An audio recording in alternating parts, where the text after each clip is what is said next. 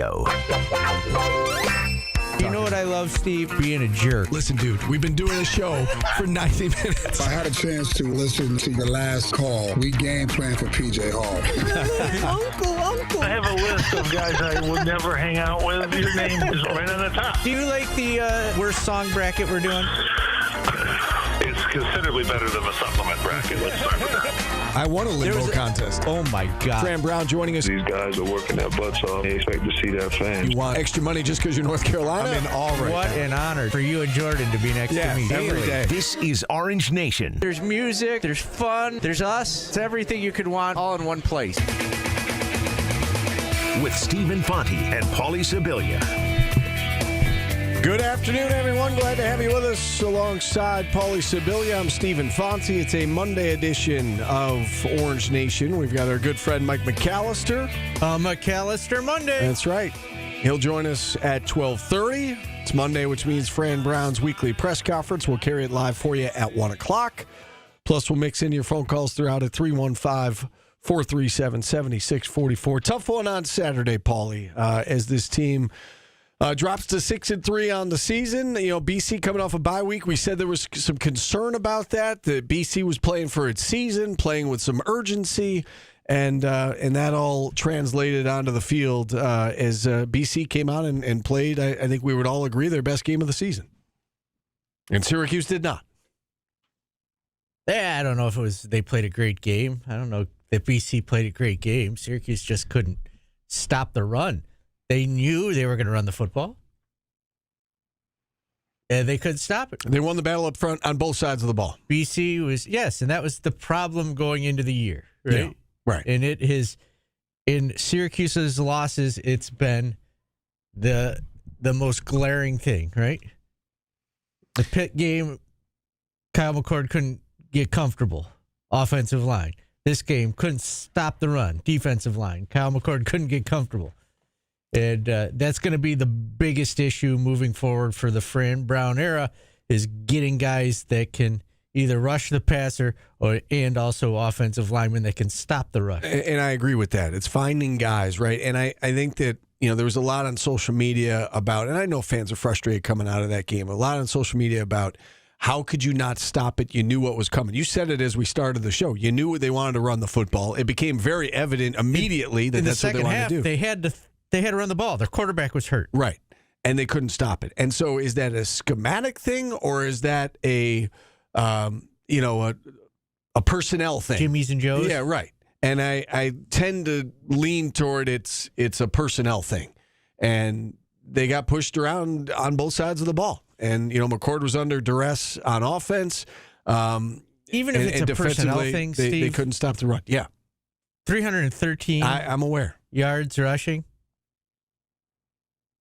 That's why I said BC played its best game of the season, because BC went out and they imposed their will on Syracuse. Correct. Syracuse had 39 yards rushing. Yeah. To 313. Now, some of that is, again, the game script, right? Syracuse got behind and was forced to play from behind, but it's been an issue throughout the year that they can't run the ball consistently. I mean, they were never behind at a point where you really needed to just, you know, when they were down 14-0, they was still a lot of time. You could run the football. They couldn't run the football. Yeah. It's a problem. It's an ongoing problem. Both sides of the ball. They can't stop the run. They can't consistently run when they're on offense. So it's unfortunate. 6-3 now. It's especially unfortunate when you take into account that Miami lost, and I know people were looking at, you know, various avenues for how is it mathematically possible for SU to make the ACC title game, and now all that talk can officially just go away. Delete the emails, Steve. Yes, I can delete the emails. I said that to my boss over the weekend. We were going back and forth over text, and I said, well, one thing's for certain, I can delete the emails now because it ain't happening. There was my name is Big Poppy at RJ brings up bad tackling. Yeah, they struggled to tackle. Yeah. Pastor Tim says, Paul, remember I asked if BC had an edge at head coach? Fran Brown basically said that after the game. He said that after every game, though. Every loss, he said they've been outcoached, which tends to be the case. He's learning on the job, right? They it doesn't seem like they made changes to stop the run in this game. They went with what they do, and they did it, and they got beat at it. Yeah, and what I would say to you is, what did you want them to do? I don't know. Something. Anything? You know, you look at that 4th and short play, and they sold out to stop the run, and I think that's partly what Fran Brown was getting at when he said Bill O'Brien was one step ahead of me the whole game. You know, they crowd the box, they load the box, they sell out to stop the run, and BC, you know, throws a little play action, a little, you know, slip screen, and, you know, guys wide open for a touchdown. That was clearly a player error, and you can see it on the screen. Right. But you say just make an adjustment. If you're getting beaten up front as badly as SU, I don't know what adjustment you make. I mean, they were just... There has to be something you can do, Steve. They were just better up front on both sides of the ball. Yeah, wouldn't you want to just say, hey, you know what, this isn't working, let's try something different? Well, okay. Yeah, I just don't know what that is, though. And they know the team better than we do. And with all of that, you know, what changed the game? What was the play that changed the game? It was the safety, right? The most exciting play in football, Steve? Not in that case, it wasn't. You know, tie game at that point. SU's got the ball, and you know, safety. Then they kick it back to BC. BC goes down and scores, and just like that, it's a 9-point game. You know, that was obviously the play of the game. I mean, there were a few really big plays. The 4th down was a really big play. The onside kick was a really big play that they, you know, initially recovered, but there was a flag that, you know, that they started illegal block before the ball went 10 yards. It's unfortunate that they couldn't stop the run. Beating Cal's not going to be easy. No, it's not. UConn almost beat Duke and Wake. I still think they're fine against UConn. Okay. And I still think they can go on and beat Cal. I mean, it's certainly not going to be easy, but I think they're capable of doing it. You know, the Cal defense does concern me. I don't think Cal's going to run for 300 yards on offense, but Cal's going to be able to put pressure on Kyle McCord, and they got to figure that out. Yeah. So that pass play you called, I could be wrong, and maybe we can ask Coach this, but Jaden Gould, that's who looked completely lost on that play. But I could be wrong because I'm not a football coach. And Adam Terry on the air said somebody's got to know who's eligible and eye that guy and follow him, and nobody followed him. Yeah, nobody did. And, you know, that helped, you know, put the game away. I mean, you know, Syracuse still had a chance at that point, but that was a big play. The safety was a big play. The onside kick. There was a lot of big plays in this one.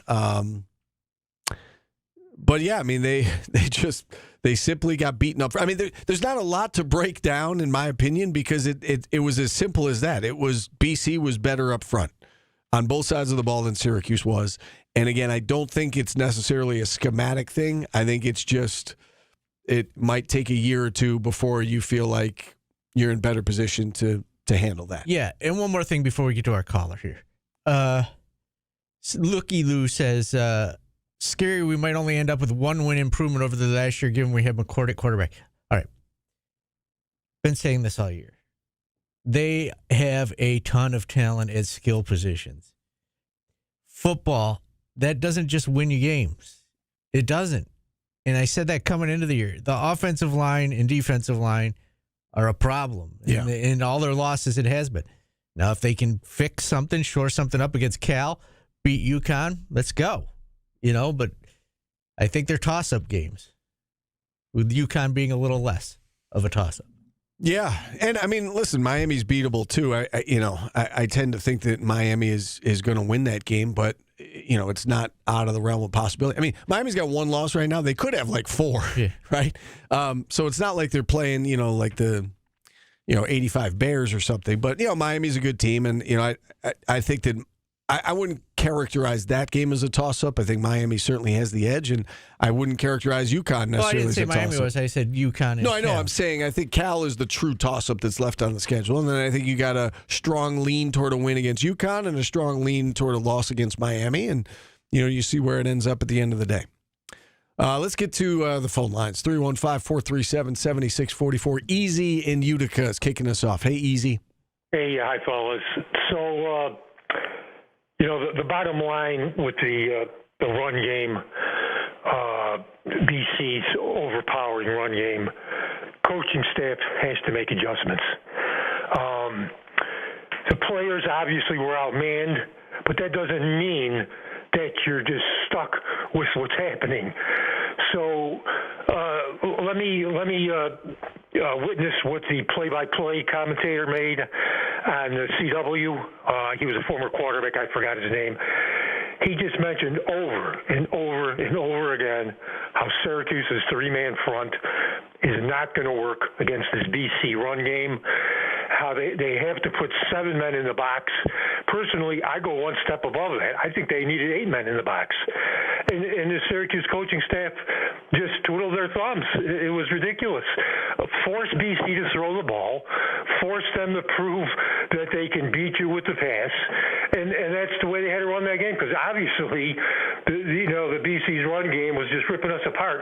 Better to let BC throw an 80, 70-yard pass and let our offense get the ball back quickly than to let them run that ground game, eat up clock, keep the ball out of our offense's hand. But don't take my word for it. Whoever that color commentator was said it. He must have said it 6, 7 times. I can't believe Syracuse's staff is not adjusting their three-man front. It is not going to work against this offense. So what do you think? Well, it didn't work. I mean, that's for sure easy. I appreciate you checking in. I know it's easy to say make adjustments. And again, I'm going to defer to the coaches on this. I would like to hear what Fran Brown says about that today / when we have him on Thursday. He did briefly address it after the game, but he did so very generically and kind of put it on himself and just said, it's my fault, kind of taking the pressure off Elijah Robinson there. But he didn't really get into specifics. I agree with you, Easy. I agree with all of the comments about do something different. I will just kind of go back, though, to that 4th and short where they did do something different and it still didn't work. I'm not saying that would have been the case throughout the game. What I'm saying is they know their team better than we do, and so there's a reason that they stuck with what they did. Maybe it was just a mistake. There's growing pains when you're in your first year, and everybody's in their first year. And maybe they were stubborn and thought that's what you got to do. It could be. Well, that's why I would like to. I would like to hear that. I'd like to hear it from, Fran Brown, just to discuss, why they kept doing what they were doing. Because I know it's easy to say do something different and make it. It's kind of like when a team used to carve up the zone against Jim Boeheim, and we would say people would say, well, play man, and it's just they're not going to, right? They're not going to play man. They're going to play to do it. They have to do what they do, but they have to do it better. And so I don't know if that's what's going on here, where they said, okay, this is what we do. We just have to do it better, and they couldn't do it better, or what. But I would like to hear the head coach speak to that. But even then, Boeheim tweaked the zone when it was struggling. No, I know. But again, are you keen enough to know? I mean, to suggest that they literally didn't do anything different. I'm sure that there were some subtle differences. That they were trying. It just didn't work. I mean, BC just dominated up front. Right. So that's all I'm saying is I'd like to hear from the head coach on that, before we, say that I tend to hear it was unacceptable. In football that, the term make adjustments at halftime is far more prevalent in football than it is in any other sport. Well, yeah, I would say so. Yeah. Okay. Why? I was just saying. Right, but I'm saying that when you say make adjustments, I'm not saying you in particular, Paulie, but when people at large say, well, they had to do something, I'm just wondering what you would have liked to seen different, and I don't know that it would have mattered. I'm not a coach, I don't know, but if I was, I probably would have done something glaringly different. Glaringly different, okay. And that's what I'm saying is I would like to hear from the head coach on why we didn't see something glaringly different. Okay. Because maybe there's a very good reason for that. Yeah, maybe there is, but I'm not questioning that. I'm just saying hindsight and a guy what they did didn't work. Yes, obviously. that was very bad. Yes, I agree with you. And if they had lost if they had lost by 3 points and the rushing was at 150, 170 yards, I wouldn't be questioning. But come on. Yeah, 340 over yards. 300, I know. You think maybe I know it's not a chemistry lab, but maybe try a different beaker. Yeah, no, I know. And again, all I'm saying is with what they were doing, they had the ball in a tie game. And then McCord fumbled safety, BC goes down and scores, and now you're playing catch-up again. So, yeah, I mean, maybe they looked at it as the lesser of two evils, and this is what we do, and we're going to, they were still in the game. As bad as that was, they were still in the game. Yes. So, you do what you have to win the game. Maybe they just felt like their offense would make one extra play and they would outscore them. But again, I'd like to hear what the head coach has to say about that. Nobody calls a play for it to fail. Correct. Right? So, correct. That's the ultimate defense. Like, they obviously thought that what they were doing gave them the best chance to win. And it, looking back, it didn't work. So again, hopefully we'll hear. I'm sure Fran Brown will be asked about it today. Coming up at 1:00, we'll carry those comments for you live, and then we'll have him on the show. Do we have him early this week because of Cal? We have him Wednesday, I would assume. Sure. I would assume we have him earlier in the week. Correct. Okay. We'll take a time out here. Phone lines remain open. Mike McAllister coming up at 12:30. Back after this on ESPN Radio. Game day radio coverage of Syracuse football is brought to you by William Nattar Their kicker and the was so bad. When he was warming up at halftime, he kicked a punt and literally smoked a fan that was sitting to the left of him. Blasted him. This guy's in a seat where you're not going to get hit by a kicked ball, and he got hit by a kicked ball.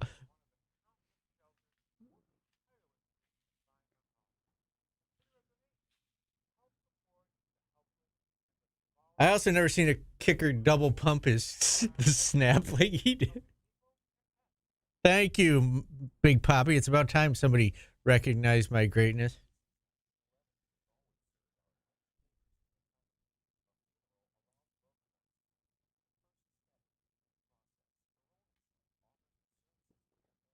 How would you power rank the Bills? I think they're still third. No. What do you mean no? No. Where are they? Lower or higher? Lower. Who's ahead of them? Steelers. Steelers have beaten good teams. You guys have beaten nobody. Zero nobody. Your whole division has less wins than you do. Thank you. You think the Bills and Steelers play tomorrow? The Steelers should be favored? At home, yeah. Neutral site. I think it'd be a pick 'em.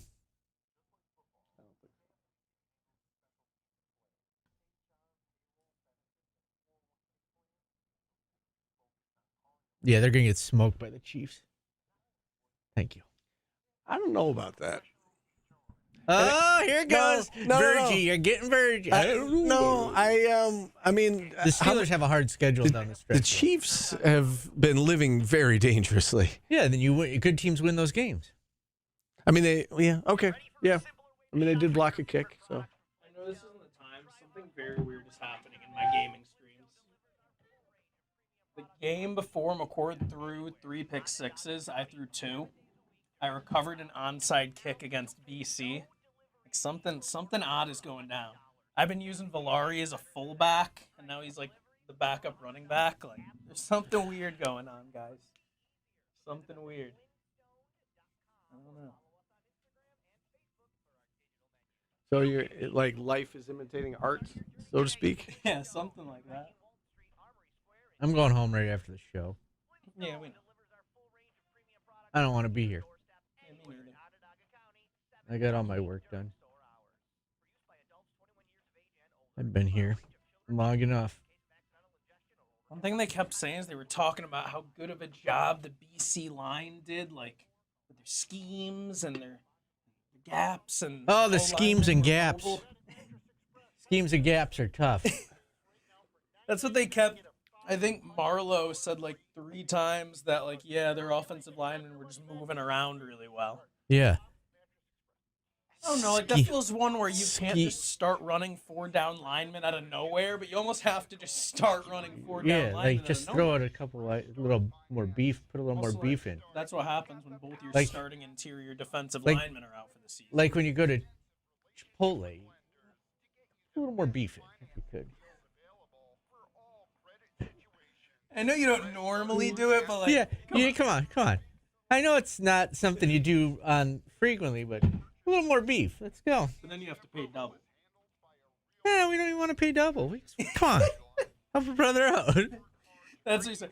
Yeah, remember that time Syracuse got messed up by BC on the ground? Yeah, if they had put a little more meat in there. Yeah, if they had gone to Chipotle and ordered double meat, they probably would have won. They should make a play on defense called double meat. Can you imagine? You know who likes double meat? Guac is extra. Guac is extra. Then just like they run out with like 11 defensive linemen. Yeah, why that guy jumped off sides on a play they weren't going to snap the ball is insane. Did you see that? No. Steelers were just trying to draw him off sides, and then we're going to call timeout, and the guy jumped off sides.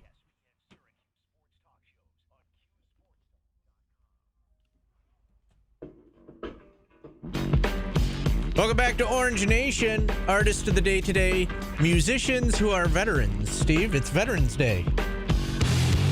This is a Limp Bizkit, Nookie. You know what this song's about, Steve? I do. Okay. Just checking.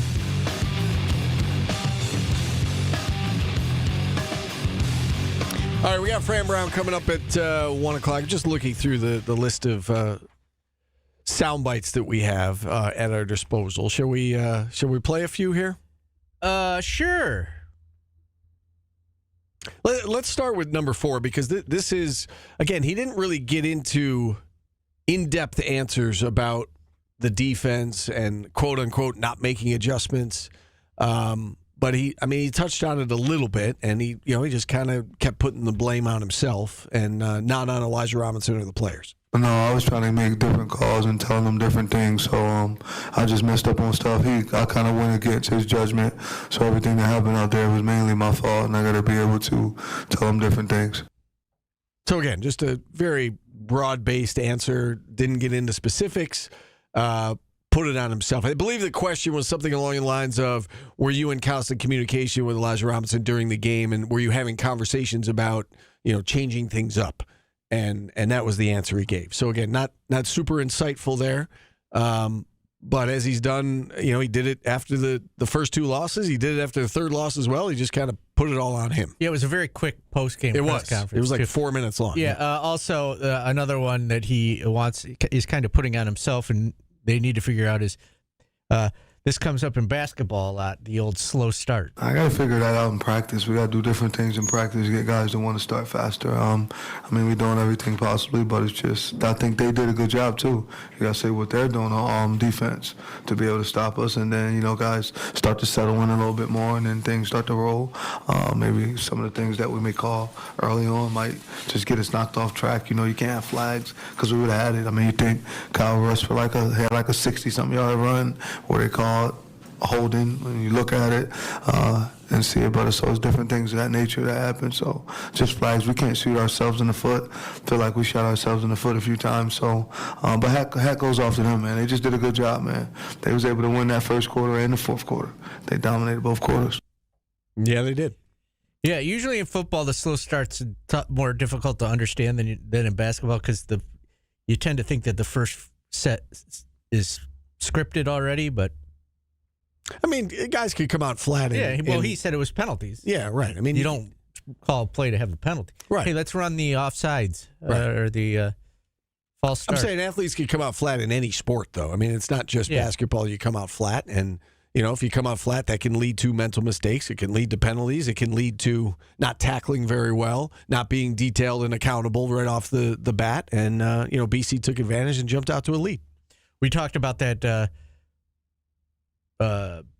Play fake, the run fake on 4th down where they scored the touchdown.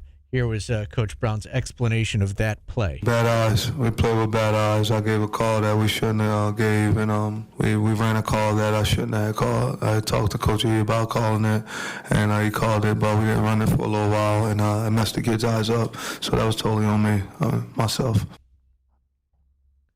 Again, just kind of putting it on him, and, Eyes is a funny word because I had not heard a lot of it until that, and that was how Adam Terry described it too before hearing that. So, like, somebody's got to have eyes on that guy. Sure, right. Yeah. So. Yeah, they lost him, and it was a good play call, good execution by BC, and that was one of the big plays of the game. Anything else stick out to you? I don't know. All right. I guess the one thing I would say, we talked about the defense. What about Fran on the offensive line, number 7 there? Because he was asked that about the fact that he doesn't just go with the same 5 guys on the offensive line for the entire game or until somebody gets hurt. He rotates them throughout. Yeah, and it's funny. The way it was quite asked of him is because on Monday he said he plays players to keep them happy. Right. And I think that's come back to bite him a little bit. No, they do it in practice. So they always playing. They play together. It's the right positions. Being able to do it. They know who's calling, who's talking. You got to make sure you're giving them all reps. Because like when Spoon went down because his shoulder was messed up, if you didn't have that other guy getting reps, how would he be ready to go in? Then all of a sudden you want to just put them in and they wouldn't be ready. So I like to rotate guys just in case something was to happen. And then that way you continue to work when you know someone's behind you, has the ability to get in the game and playing. Yeah, so the question was something along the lines of, does it hurt your continuity on the offensive line, the fact that, you rotate guys in and out? And that's his explanation. And I'll buy that, too. I mean, I'm he's fine building with that. depth. Right. Which has not happened here in a while. Right. Thank you. All right. Let's hit a timeout here. We've got Mike McAllister on the other side, publisher of CuseNation.com. It's a big weekend coming up for basketball recruiting. It is. Yes. Friday's the day. Yes.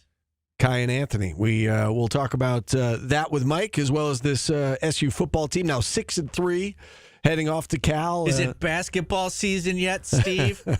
If I was on Twitter, I would be clever and type that. So clever. All right, Mike McAllister joins us on the other side. Back after this on ESPN Radio.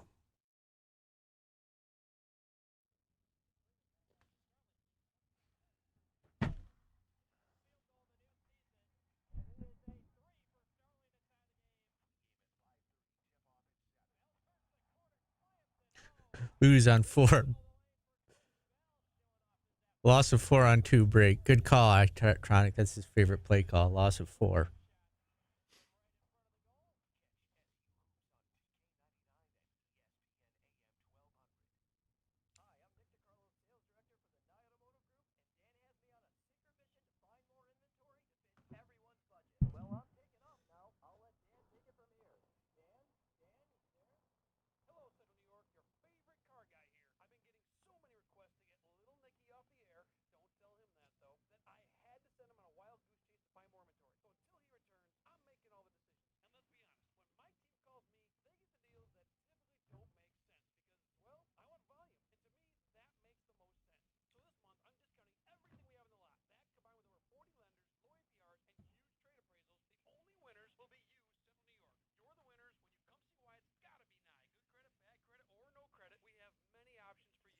We have to wait till the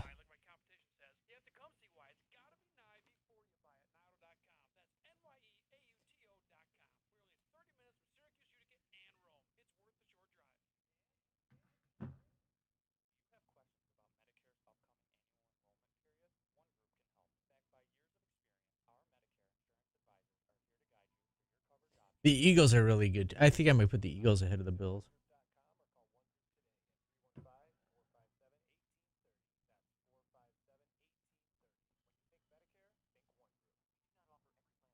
Wait, Boom Boom Mex now serves pasta? Is that a thing?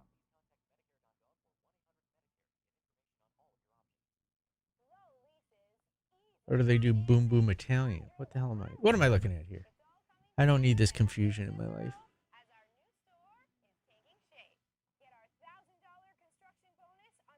Boom Boom Italiano. So it's not Boom Boom Mex anymore?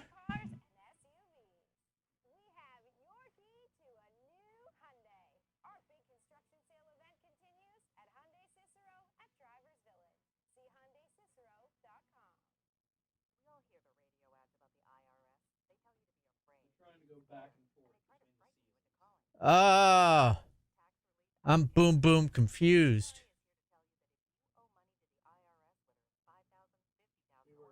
I'm just gonna put boom in front of everything.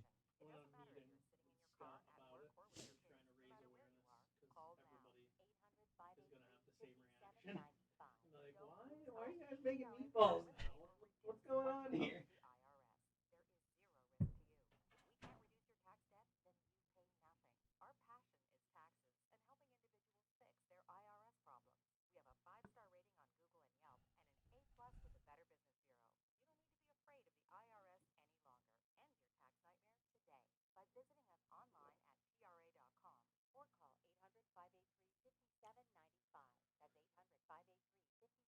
Boom, out goes the lights. I haven't heard that song in a while. I used to punch my nephew to that song. That's probably a game Steve didn't play as a kid. Punch your nephew. Boom, out go the lights. You're not listening. I know. I know you're not, Steve. Why would you?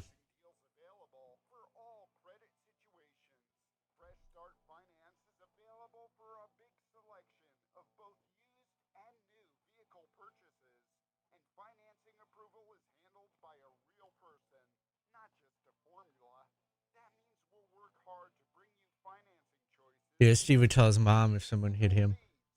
Oh, my sister punched me. Boom, out go the lights. She touched my rocks. It's my half birthday.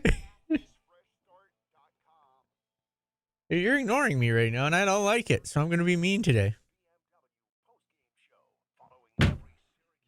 Everything okay? Yeah, my boss was texting. Yeah. Well, TV takes precedence. I see how it is. I see what pays the bills.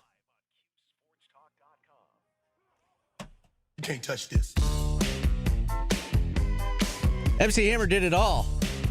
Bat boy for the Oakland A's. You can't touch this. And a veteran, Steve. Do you know that? You can't touch this. I knew it because you reminded me on Friday. I saw it on the web, so it's got to be true. Got to be true. What's your favorite Hammer song? Too legit to quit. Good one. You? Pray. That's a good one. I don't know why. Because he screams a lot in that one. Think Mike McAllister's got a favorite Hammer song? I don't know. Why don't we ask him? Mike, you got a favorite MC Hammer song? No. I guess if I had to pick one, it would be Too Legit to Quit like Steve, but I was not someone that listens to him on a regular basis on my own accord. Isn't that the one they like Deion Sanders was in the video? Yes, and like the Falcons. Yeah. Ooh, what about Pumps and a Bump? That was a good one. Yeah, I guess. Not really my wheelhouse. Yeah. The Addams Family? I mean, he had a lot of hits. He did. And he had baggy pants. But yeah, he did have that. I'm with Mike. I wasn't like a big MC Hammer fan per se. Have you seen her? Oh, that's a banger. No, that is a Ryan good Mullen. song. That's actually a good song. Yeah. I'm with slowed it down for slow skate. days. Slow skate. All right, Mike. Let's talk about. We'll start football here, and we'll work our way into basketball. I keep hearing over and over, and Paulie brought it up again today, and I'm not saying he's wrong, but a lot of people are saying, they should have made adjustments on defense. And I guess my response to that is, what adjustments would you make? I mean, they just got pushed around up front on both sides of the ball. What would you have liked to see differently, I guess, in that game? Or is it just a case of, SU needs a year or two to build up the depth and the strength and the talent that they need on the offensive and defensive line? Well, I think both can be true. And let me briefly start with the offense and the offensive line. Even with the issues of the offensive line, they put up over 400 yards and scored 31 points. The offense, even though they left points on the board, you can say because Kyle McCord was pressured, there were those couple of turnovers, one directly as a result of pressure that kind of seemed to be the turning point in the game. Even still, you scored 31 points and put up 400 yards on the road. That's a game you should win, especially when you limit the other team to 60-some-odd passing yards. You should win that game. The reason they lost is because the defense performed terribly. Now, what adjustments could have been made?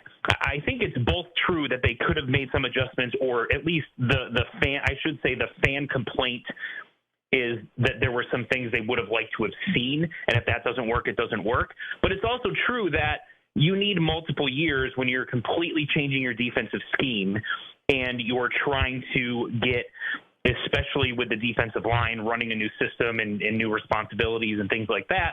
You need time to get your guys in there, get them years with experience under their belt, et cetera.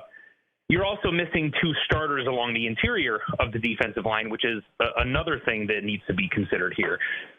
So all of those factors, taken into account, I think the main complaint from fans was that it looked, at least from watching it on television, like they were running a 3-man line a lot, and that they weren't stacking people in the box, that there was only 6 in the box, once in a while 7, and the safeties were often playing, 10 to 15 yards downfield, as opposed to bringing 1 or 2 of them up, maybe putting 8 in the box and saying, to Castellanos early, who had shown that he was really struggling with his accuracy, and then to the backup quarterback late, who hadn't really played all that much this year, anything meaningful or significant, and to try to make him be the one that beats you by doing some things like that, stacking the box, giving yourselves a number advantage against that ground game, to try to at least limit 1st and 2nd down runs to get him into 3rd and long situations, and then you can kind of get back to your 3-man line and dropping people into coverage type of situation.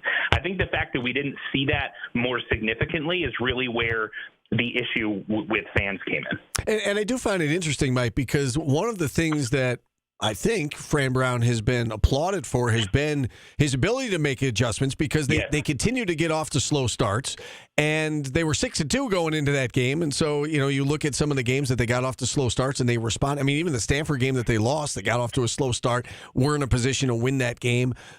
We've seen several examples of games where they started slow, but they finished strong. Virginia Tech game included in that.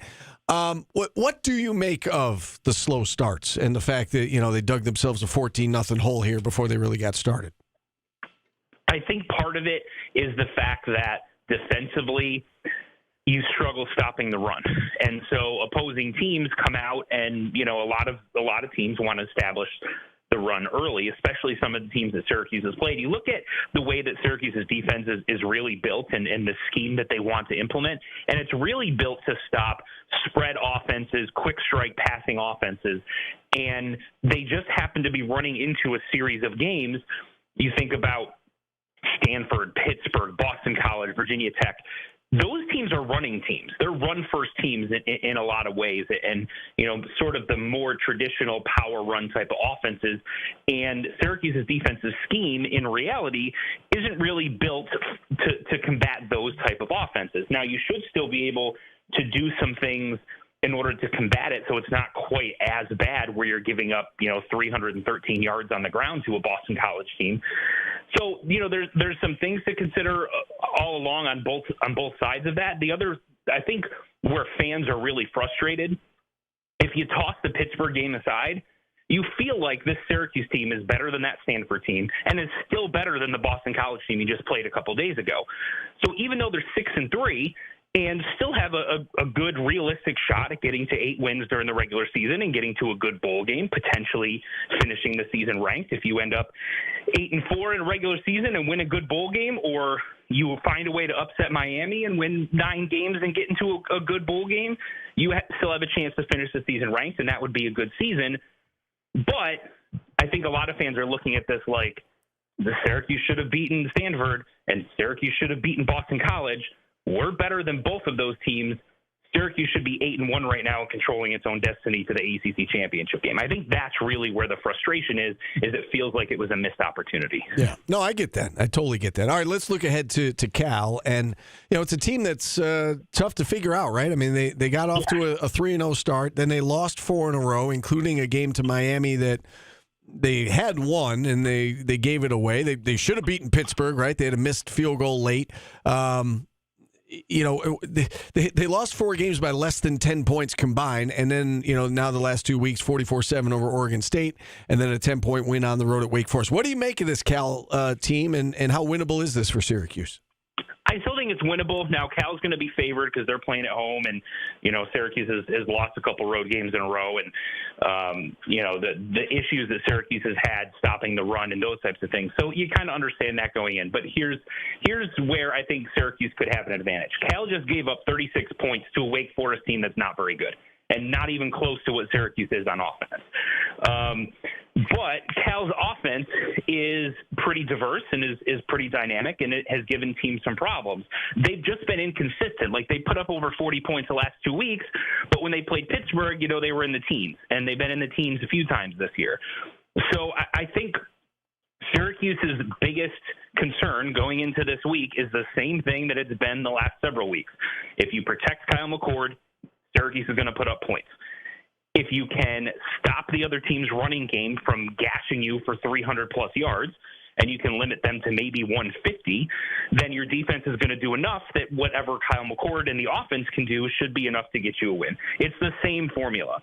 So I don't know what they can do defensively to try to shore up some of the issues that they had against Boston College this past week, but it's teams know what the blueprint is against Syracuse. It's with their defense against Syracuse's offense, it's to be really physical in the short and intermediate routes with Syracuse's wide receivers because they don't feel like Syracuse has a deep threat that can beat them over the top. Try to pressure McCord as much as possible. Offensively, teams are just going to pound the ball at Syracuse until Syracuse shows that it can stop you. And until Syracuse can figure those things out, that's what every team is going to do to Syracuse week in and week out. And it's going to be the same analysis of how does Syracuse beat this team week in and week out. All right, let's switch gears and talk a little basketball before we let you go. And this is a Colgate team that they're taking on tomorrow that has given them fits, the last several years. How concerned should SU fans be about Colgate coming to town? Man, I'd be very concerned almost regardless of who the opponent is based on what I saw in the last game. And, offensively, they weren't the most efficient, even though they put up over 80 points. I think some of that was mainly attributed to kind of first-game jitters. Like, I think they'll be better shooting the three ball than what they were against Lemoyne. And I think they'll cut down on the turnovers a little bit, things like that. But the biggest concern to me was the fact that they couldn't stay in front of any of Lemoyne's guards. And then Lemoyne goes and plays Cal State Northridge or whoever it was and only scored 50-some-odd points against them, but they scored 80-something against Syracuse. I know using the transitive property in college sports can be a little tricky, but it just gives you another piece of information that makes you a little bit concerned. So going into this game, Colgate, as you mentioned, is a team that's given them fits in the last few years. They're a team that is expected to be good again, is a team that's expected to be able to shoot the ball pretty well. Can Syracuse's defense show some signs of improvement after what they showed against Lemoyne? If they do, then I think you go back to feeling pretty positive about this group because I do think they're going to be able to put up points most of the season. If not, then again, you have more eyebrow raising, more concerns going into the next game. Aside from the defense as a whole, and you're right, it's definitely got to improve. Is there a player that or another area that you're specifically looking at tomorrow in terms of you want to see more of a certain player, or whether it be rebounding or whatever the case may be? Yeah, to me, it's Jaquan Carlos from a defensive standpoint. And the main reason I say that is he was an all-conference performer on the defensive side of the ball at Hofstra. So he's someone that I'm looking at to come in and be a really good defensive player in terms of shutting down the opposing team's point guard and preventing them from getting into the lane, making plays, and sort of making Syracuse's defense scramble. If he can be a little bit better at preventing penetration, maybe get a couple of turnovers as well, get a couple of steals, I think that would certainly make me feel better because I'm not expecting at any point that Syracuse is going to suddenly become a really good rim protecting team. I think that's going to be a weakness all season. I think defensively where they can show improvement is the perimeter defense, specifically preventing opposing teams' guards from getting wherever they want, and I think that starts with Jaquan Carlos. Mike, you just said something, and I've discussed this multiple times with people. You said there's no rim protector. There's nobody at the rim, it felt like, that game, and multiple times last year. When a guard got beat and went to the basket, nobody was there to protect the rim. And I'm not necessarily saying you need a shot blocker, but you just need somebody to get in the way. Why do you think that is? Well, I think part of the issue is we're used to the zone where even when a guard gets by one of Syracuse's guards, there's guys waiting for them in the lane. Whether or not they're a good shot blocker, good interior defender is a separate issue, but there's at least guys there.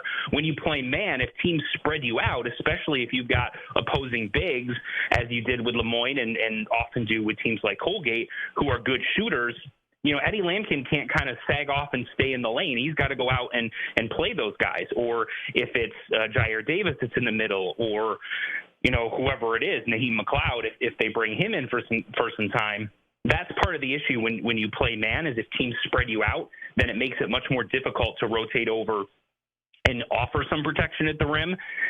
So maybe if you continue to have that issue, you have to go a little bit more zone. I don't know.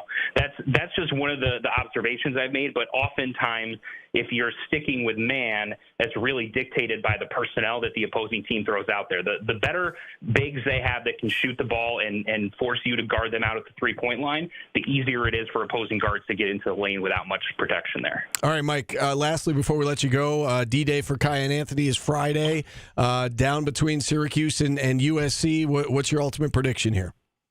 I think it's going to be Syracuse. I don't know that 100% fact.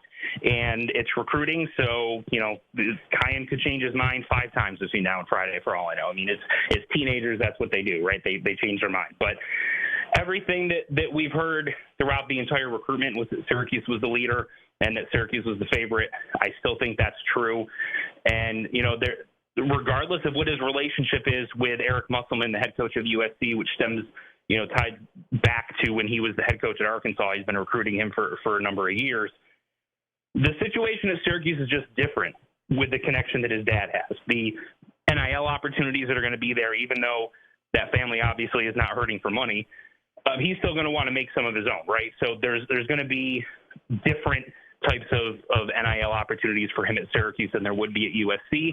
And the thing is, let's say he comes and struggles for his first year, right? Which happens to a lot of really good players. You come in and struggle your first year in college.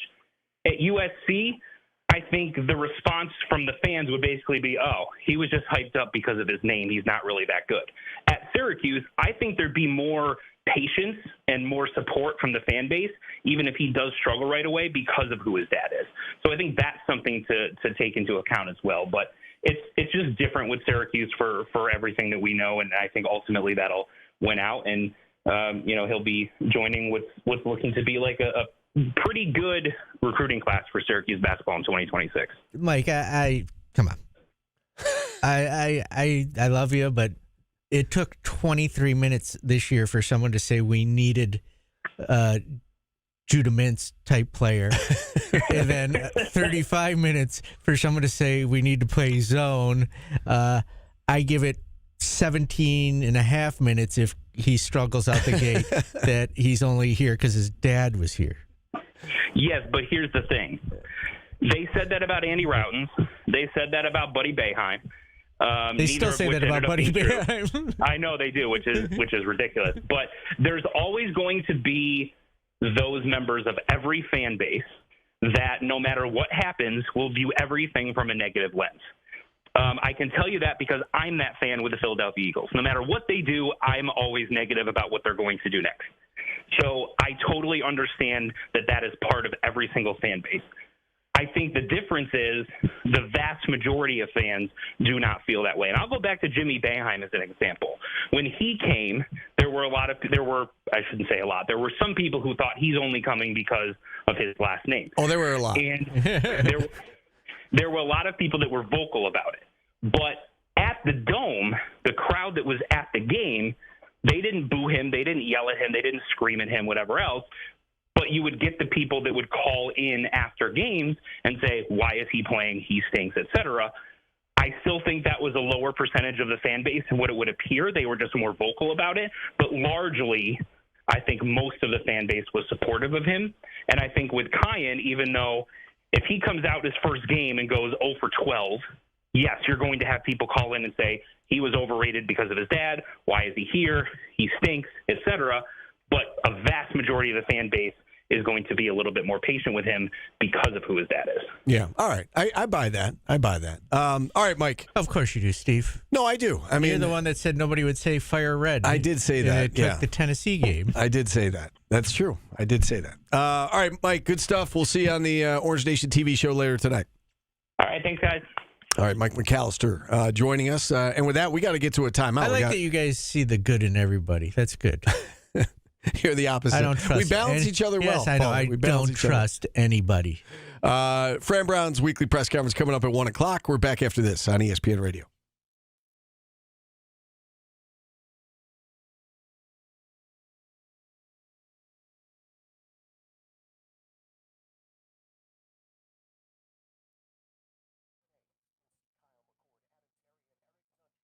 Give Mike more time on TV. Less Steve. Thank you, Kevin. Why do you guys think it would be embarrassing for his dad if he decided to go to USC on his podcast? It's his kid, and he wants his kid to do what makes him happy. You're not announcing that on my show. You're going to embarrass me? Get the hell out of here with that.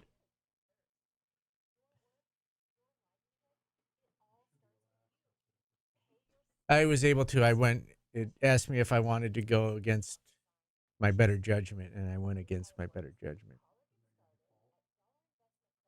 What? Yes, I do. I live on the edge. Steve definitely wouldn't have clicked advance because he would have been like, that could give us a virus. And I was like, screw it. It's not my computer. So responsible. I need to see who's calling the show.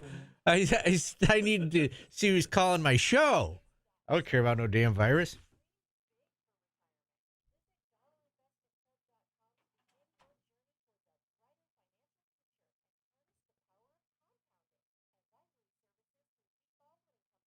Why is my head so itchy right now?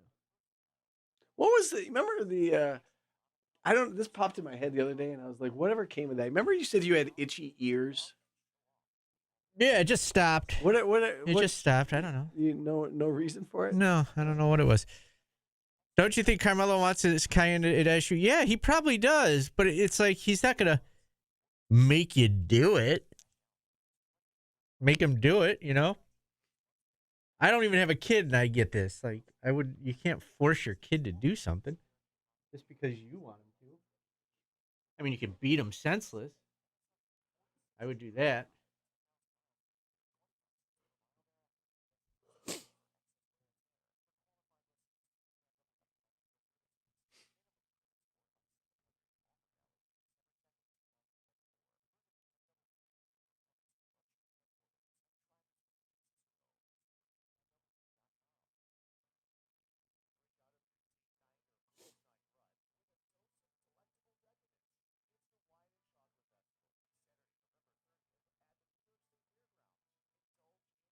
Yeah, that doesn't mean his kid's going to.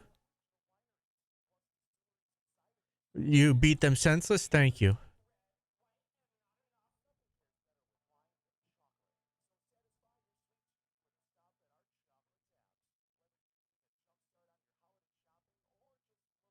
Correct, Trottic Boob.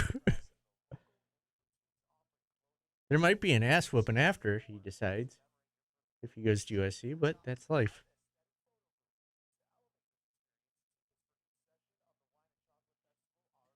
Wonder if my dad's disappointed I didn't go into insurance. Is that what he did? Yeah. What kind of insurance? He ran all of the Liberty Mutuals on the West Coast. I don't know what exactly he did, but sounds like a good job. Yeah. I didn't have horses though. Why is everything like everything's got to be like or a shot pool. at me? Everything's got to be a I didn't shot. have horses or a pool. Why?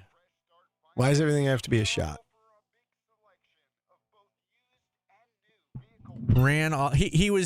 He ran the West Coast of Liberty Mutual from Colorado to Hawaii. You have to travel a lot? Yeah. Took me to Hawaii a couple times.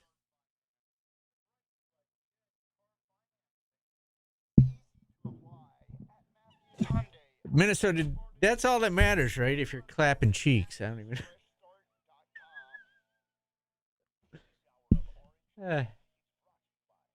I bet you the cheeks are better at USC.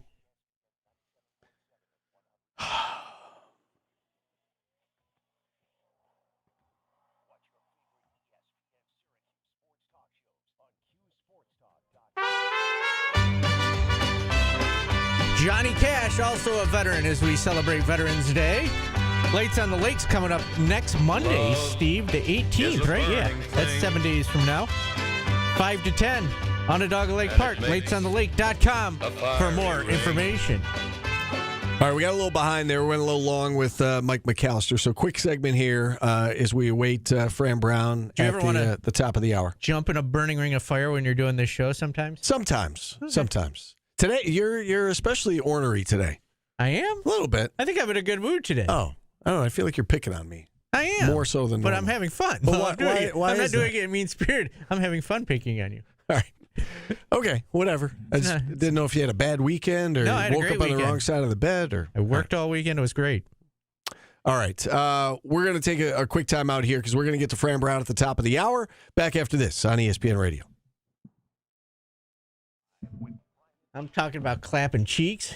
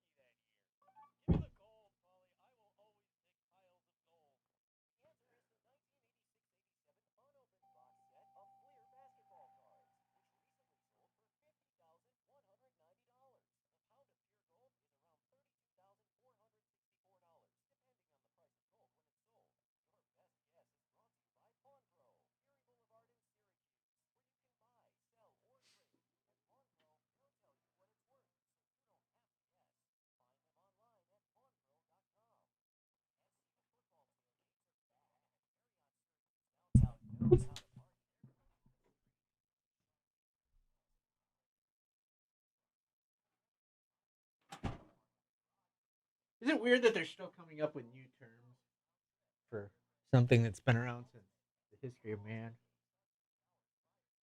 What's that? What are new terms? What do you mean?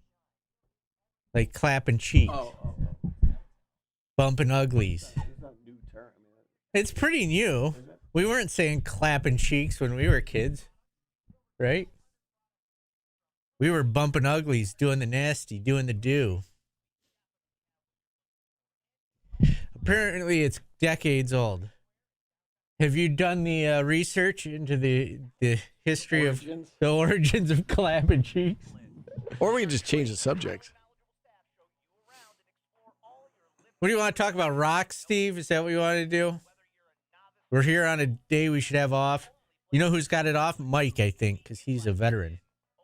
So only veterans here have it off, or everybody has it off? Got it off. Gotcha. We gave Mike it off, I believe.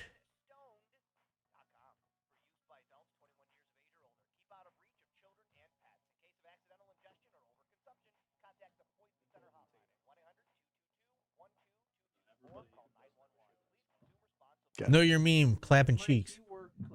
Do you tell them to get out? Enjoy your day? Get out, Mike. Sure. It's fun. Isn't that kind of the same premise as what Paulie does to you? What do you mean? I don't know. I think it's potentially mean-spirited, but done for amusement. No, it's not mean-spirited. He knows I'm messing with him. Like, it's funny. Yeah, see, that's what I do. No, he sometimes he actually is mean. See, now we're You're trying. No, yeah. Do you think it's mean? You're soft. When I say it? Look, you're covering your own. I can see how one would get annoyed. Has he said that? Has he said that? No. Because I feel like he enjoys the joke. There's this website that writes dirty things and puts it in like words that make it like a dictionary. From the sound made by one's buttocks as they're having sex. I can't find the origins.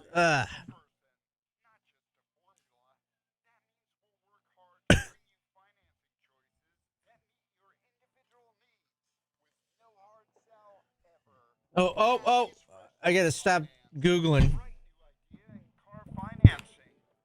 easy to apply at Matthews Hyundai on the Boulevard in Syracuse, or learn more at MatthewsFreshStart.com.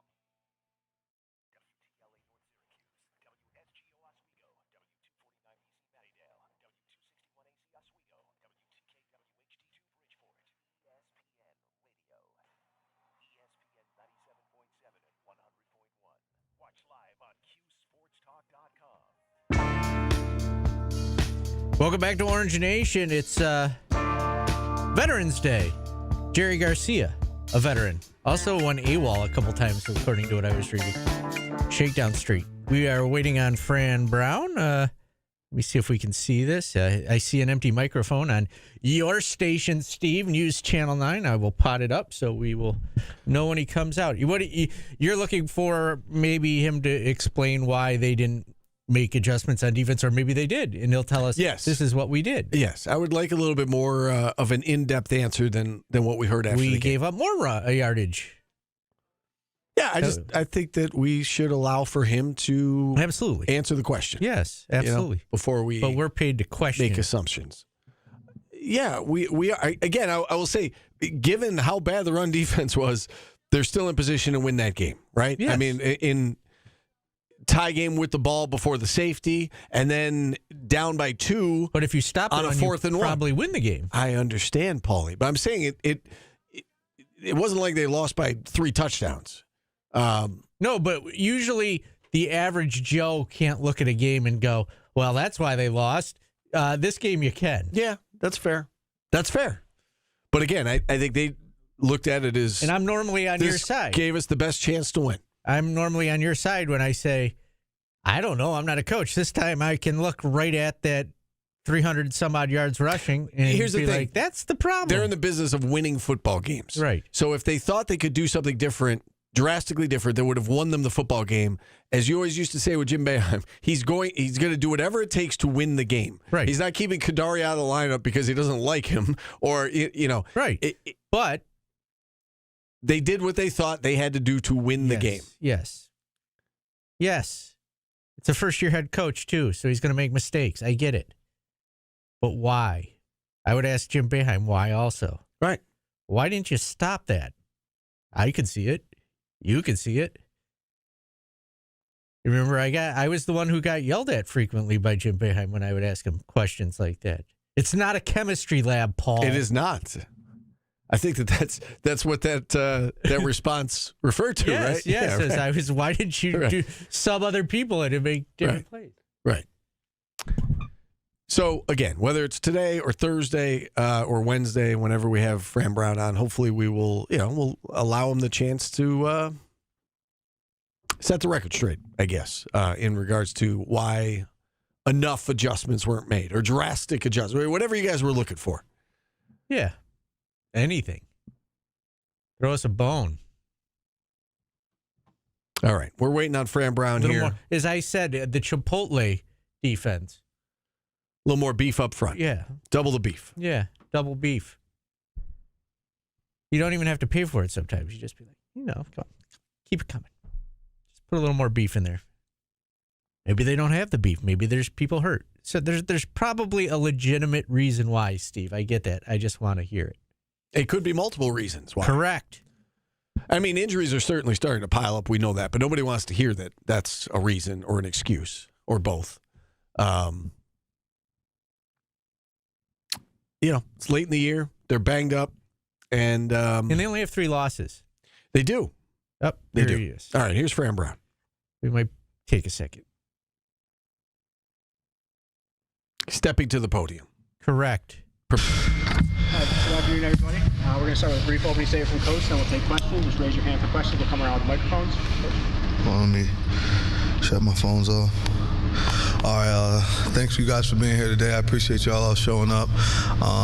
Very thankful this weekend we get an opportunity to go out to Cal on the West Coast again, compete against a really good football team who's came up across some tough losses at the end of the football game, and so I'm excited to go against them. Head coach Wilcox does a good job. Blesh, their offensive coordinator, DC Sermon, and Coach Vic. I'll just say that Vic because I don't want to disrespect his last name. It's pretty tough for me to pronounce it, but does a real good job. So he actually did a real good job last week. They had two turnovers, one on punt, one on KOR. Was able to capitalize off those and get 14 points, which made the difference in the game. So it's really good. Their quarterback Mendoza, good football player from Florida. Got to see him before. I think he does a really good job. He gets rid of the ball real fast. His release is really good. Running backs 25 and 1.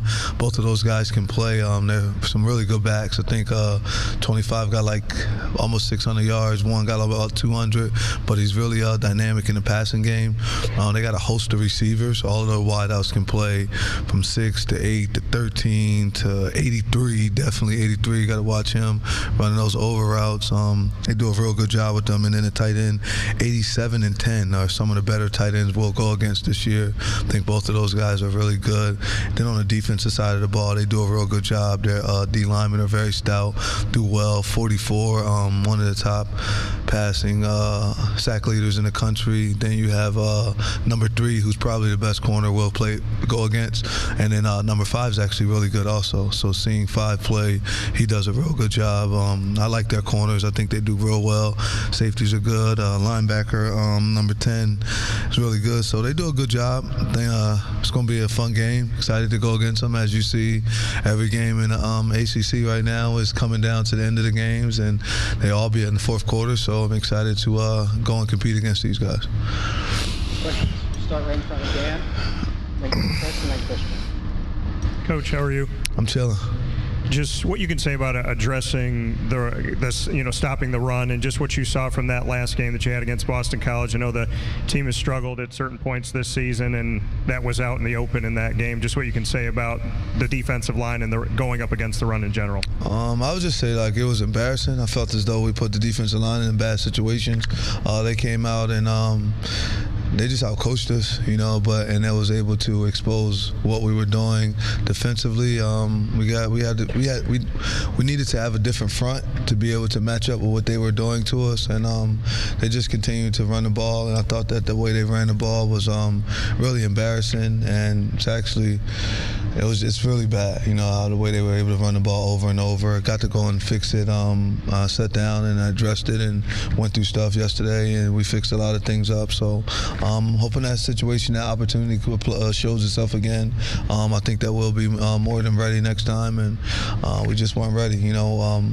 I was ready for answer A and B, and then Coach O'Brien had C, D, E, and F still ready to go afterwards. So completely on myself, myself only.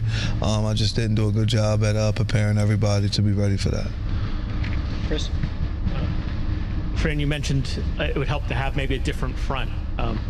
I know this is maybe hopefully not too close to your game plan, but does that mean more 4-man front, or what do you think? We're going to try to be a mixture of everything we could do. I think we got to give Fadel Diggs the opportunity to play what he plays best, and being able to do that. And that's being able to blitz at backer, because he done really well doing that during games. And then also him being able to go try and get the quarterback, being able to affect one side of the ball. So doing that with Diggs, and then having the opportunity of allowing Marlowe to do what it is that he does best, because he can read and do things. And I think we'll be on track and being able to get it done the right way this time, though. So I just want to put the players in the best position to maximize their abilities. And a lot of these kids came here with physical attributes, which we're trying to do. And then I also think when you look at it, it also was size. I don't think that we got to keep getting stronger. I think our strength coaches are doing a good job, but when you go and look at some of the body position on some of our guys of who they are and where we at, we play really, really tough. We play really, really hard, but physics is physics. Certain sizes are just a little bit different than others. So we just got to continue to get got to bulk up in the weight room. And I think our strength coach and them have done a great job since January of getting us where we are. But like as I showed some of the players earlier, we got a couple seniors that are the same size as freshmen in their room, which isn't, you know, idle what you would want. Seniors are supposed to look totally different. So, but we're getting it going, and there's no excuses, nothing being said about that at all. We went out there and we got our butts whipped. We got to find better ways to be able to do it, and I didn't have us in the right position. But I'm hoping to do everything I possibly can, and I've been busting my butt since that game was over. Started Saturday night right away watching Cal, so just trying to move on to the next opponent as quick as I possibly can.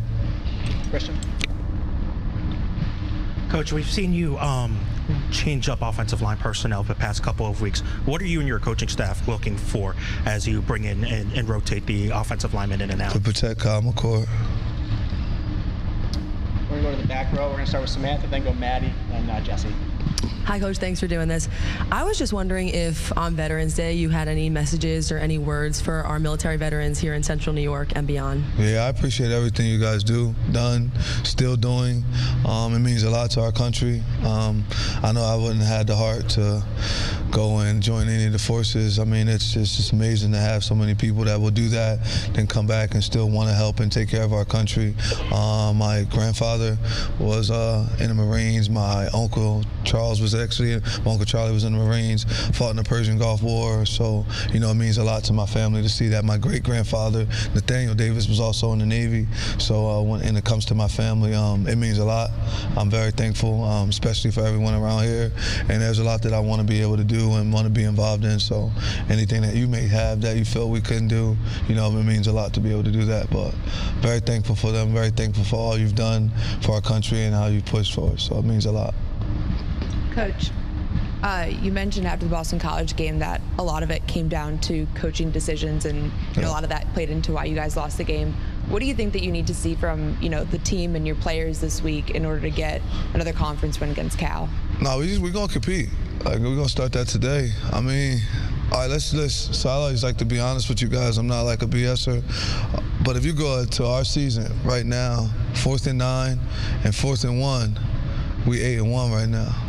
So I've told my players from the beginning, like, you could look at whatever your record is or wherever it's going to go at, and everybody have all these things they want to say, and everybody wants to talk about all those things. But 4th and 9, we make a play. 4th and 1, we keep our eyes where they belong, and we make a play. You sitting there saying how great it was. You know, so 2 plays have changed our season. And that's football. You know, that's how it is. It's the way it goes. And I'm thankful to be on the opposite side and not just always be on the other side.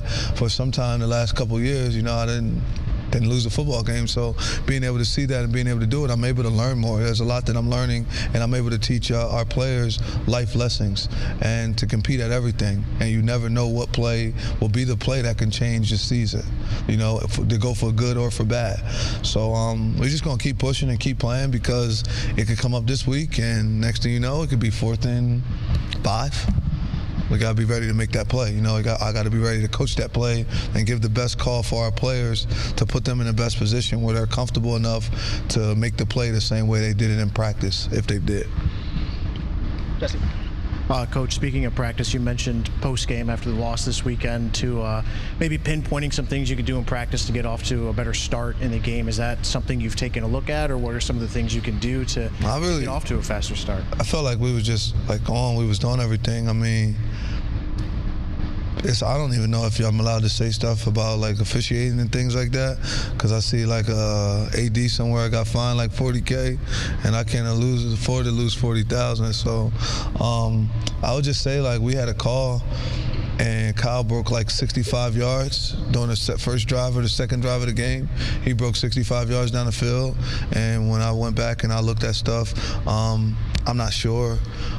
I'm just not sure what I would say about it if I was in his position as a referee. So, I mean, you take that call back. If that call wasn't there, then we're 1st and 10 on like the 19.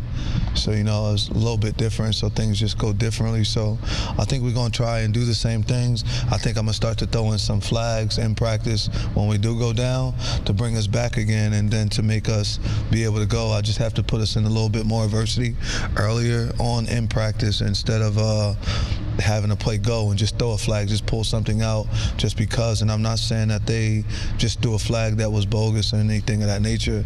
I feel like they've done their jobs to the best of their ability, but that's the way the game goes sometimes. So I think I need to do that a little more, put us in more adversity early on Mondays, which is our first quarter. Coach, both Jackson Meeks and Arondé Gadsden went over 100 yards this week. What does having those different types of weapons bring for Kyle McCord in the offense? It just makes us hard to manage us, hard to cover us. You know, it's hard to find out what exactly we're going to do. There's more than one weapon because at any moment, Trevor Pena could go for 100. At any moment, Darryl Gill, Omari Hatcher could catch a deep ball, do different things. And as you see, number 12 is consistently coming along. So, I mean, we just got different weapons on the offensive side of the ball. And then you still got LaQuint Allen and I almost forgot to say it, LaQuint Allen and Dan Villari, who are doing a good job and coming hard alone. So there's a lot of weapons on the offense. And as you saw, Kyle had 2 carries. They've both would have stuck. He'd had 2 carries for damn near 80 yards, 70 yards. So, you know, our quarterback can run also. Fran, I was wondering just some health updates on a couple guys. Darius Weatherspoon had their shoulder issue. How Jean Ray Reed's doing, and UC Willis. They got to fight through that pain, man. It's November, you know. They got to fight through that. You say tomato, I say tomato. I mean, you got to fight through that, man. You got to toughen up sometimes. I'm not saying those two are necessarily not being tough, but I mean, it's going to be some pain in football. That's why we play this game, and you understand and you know that. So he just got to fight through it a little bit more. I think he was a little jacked up, came out, went back in, but you got to be able to fight through. You know, you got to push through. You know, my thing is things happen, you know, in the game of football. And you guys got to be a little bit tougher to push it. You know, even if I get beat, I can't tell you it hurt right after I get beat. I got to go one more play and then tell you the next play after I get him back. You know, and that's what I'm looking for, that dog inside of guys to be able to fight a little bit more, which we got to push. We got to really take on Dart more, you know what I mean, in the toughness, the relentless and tough more. I'm not saying who you asked me about. I'm just speaking overall. When guys get a little banged up and a little injured, you don't got to run right out. You know, you don't got to go right out unless you have head injury, head trauma, your head's hurting real bad, things of that nature. You stay down on the ground and allow us to come to you. But everything else, man, that's a part of football. You know, you got to play the game. This is a violent game, so you better play it violent and understand that along the way there's some casualties that happen, you know? That's how I look at it. Go to the Daily Orange in front. Coach, just going back to that 4th and 1 decision-making and the communication aspect of it, what do you kind of hope to learn from that if you guys get put in a similar situation going forward and to put you guys in a better spot? Make sure you got the right guy looking at the tight end. I mean, it was covered everywhere else. He wanted to do somebody else's job, the guy that it was, so just got to make sure you got the right guy. Not looking at somebody else's job and doing his job. You know, I got a job, Tyler has a job, Miss Sue has a job, Matt Park has a job. So like we all kind of try to do our own jobs. Matt doesn't come and tell me what plays to run. I don't tell him what questions to ask me. We just kind of do our own job, and it works itself out like that. So the more that we do our own job, it just makes it flow around here so much easier. Right, Matt, isn't it cool that way? That's lasers up here, actually. You know what I'm saying? So that's how we kind of try to do that, but it helps at times. But I think it's going to be a learning experience for the young man, and so that's one piece of it. But no one knows who it was because I'll never say who it was. So it'll just be a learning experience, and some things I got to put them in a better situation, you know. Aiden, then Carson. Hey, Coach. We've seen Jackson Kennedy take most of the kicks the last few weeks. Just what have you seen from him kind of stabilizing the position, and how do you see that kicking competition just evolving throughout the season? I mean, I see him constantly kicking it through the upright, so there's no there's no more competition unless he makes it go wide right or wide left. And I feel like, we're going to compete every day, but he's constantly making them in practice. They compete in practice, and he's winning in practice, which is why he's kicking in the game, and he's winning in the game, and he's on a good job, man. He's a fine young man, to be honest with you. Like, he is sharp. He's really, really sharp. I finally kind of know what they mean about, I will let that guy date my daughter. You know, that piece of it. He still can't date my daughter, but I understand what people will mean by that. He's a sharp, bright kid, you know, and he has a bright future. Carson. Coach, you're going cross country this week to take on Cal. Does the preparation change at all, and maybe a shorter week of practice? I don't know if you guys are leaving Thursday or Friday. We still gonna practice the same, do everything the same. We're just gonna get out a little bit before, but we're gonna do everything the same way. You know, we're gonna keep it the same. I think the game is at 3 p.m. Eastern time, so we're comfortable with that. You usually go to practice at between those times, so that'll be during practice time. We just gotta go out there, adapt to the air. You know, so it's gonna the air be a little bit different, whether it be thinner, thicker, I'm not sure, so I'm not about to tell you what it'll be, but we just got to go out there, adapt to that, and then we'll be ready to go. We should be ready to go. Dan? Fran, how has the offense, in your opinion, evolved? You talked about Dan Villari and putting him in different sets. We've seen LeQuint obviously continue to grow through this season, and you have so many different weapons for Kyle McCord in the receiving corps. Just how you would say the offense has grown and evolved at this point? I think they've done a really good job. I think maybe 2 games this year probably wasn't our best, but they've done a real good job. They've been able to carry our football team, and I think we just work well together. They've always understand that we need one more point than the other team, and when we don't get it, our quarterback first and foremost is upset, and then our offensive coordinator, he does a great job of managing the entire group and just talking to those guys, and then we bounce a lot of things off of each other and just telling different guys, all right, we think this guy needs to be there, you need to do this with that guy, need to do this with that guy, and I think it helps a lot with everyone being able to communicate and everyone being able to talk. Everyone has a voice. Jeff Nixon makes the final calls of who's doing what, but we all have a voice, and I think he does a really good job of listening to all the voices that are around. Last 3 will go Chris, Brent, and then finish with Samantha and back. So somebody like me who knows far less football than you would come away and say, maybe, why didn't you guys stack the box more? I already told you we got out coached. You keep asking me about the box and all that stuff. He ran the ball more. So, like, all right, how you want me to say it in Spanish right now? What you want me to tell you? He out-coached me. Like, he put more in the box. We ain't have enough in the box. We wasn't able to defend power or counter, and he ran it over and over as he should have. Coach O'Brien did a great job that day. He dominated. We'll get an opportunity to see them here next year. Until then, there's not really much more I could tell you about us playing against them. They've beat us. They 2-0 the last 2 years. I'm completely upset. I owe an apology to all the alumni that played football here, the alumni that went to school here. Anybody that watched that football game that loves Syracuse know, like, Fran, that is not acceptable. And I have to take that, I have to accept that, and it bothers me a lot. But we didn't stack the box the right way. We needed more guys up in the box, and we had to fit the runs the right way. There's certain times we fit in the run. We got tackled better. So there's different things that we have to do. But Coach O'Brien and his staff, they did an amazing job. The running back coach, Savon Huggins, he did a good job. I mean, those dudes they out-coached us on that side of the football. So they did what was needed for them to go and win. I really don't know no other way to tell you this except they beat us. They bust our butt. They ran the ball for 325 yards, and they passed for 60. So, you know what I'm saying? They beat us really bad, and that was worse than, I wish they would have went the other way. I would rather accept 325 passing than the opposite way, because that just shows that we physically dominated you. And I don't like to be physically dominated at all. Like, I've never been a punk. So, like, to have somebody just constantly running like that on you is almost saying we punked y'all. So for right now, he got bragging rights to tell everybody that they punked us. But I'm going to see him again. Last 2, Brent, and then Samantha. Fran, what are your big takeaways having faced coaches like Bill O'Brien and Pat Narduzzi, guys that have been around the block that just have that experience that you're catching up on? What's the takeaway when you have to face a coach like that?